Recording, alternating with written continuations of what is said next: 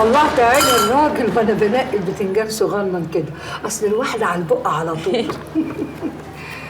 يا بنتي الخاتم الرجالي اللي انت لابساه ده كبير قوي وشكله وحش قوي على ايدك. ده بتاع ابويا الله يرحمه، اصل انا حبيت افتكره والبسه له على طول، هفضل لابسه لغايه ما اموت. لا اله الا الله يا بنتي، معلش انا ما كنتش اعرف، بس يظهر ابوكي كان بيحبك قوي. الله يرحمه. الله يرحمه.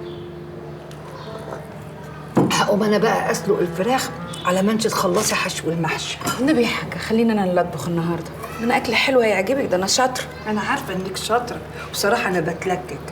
انا كمان ماليش نفسي اعمل حاجه النهارده، وانت بقى عايزه ادوق اكلك بقى وطعامته. اصل انت بتفكريني ببنتي صباح، ربنا يطمني عليها دايما يا رب. يا رب. انا مطلعه فرختين جوه، اصل محروس اخو الحاج صلاح هيجي يتغدى معانا النهارده. شكله طيب قوي، والله انتوا عيله كلكم طيبين ولاد حلال. والله هو طيب قوي وغلبان قوي وحظه قليل قوي.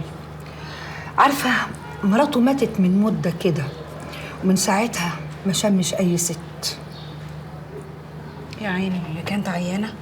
لا يا اختي، نامت ما صحيتش الصبح. الله يرحمه. 7 سنين متجوزها وما خلفتش، ومع ذلك كان شايلها في حباب عينيه، وكان راضي باللي قسمه ربنا.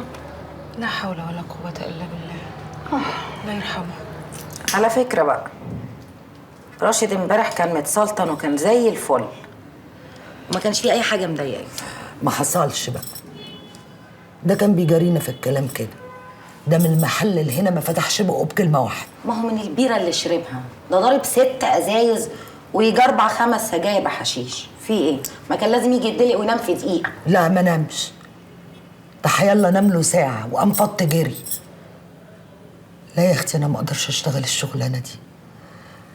علي لو عرف ما عرفش يعمل فيا ايه. ده بعد 7 سنين يا فتون.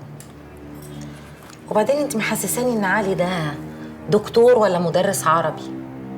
ده سوابق وتاجر مخدرات، وهو لسه مرمي في السجن ويا رب ما يطلع. انت مالك يا اختي عمالة تتزوقي كده ليه؟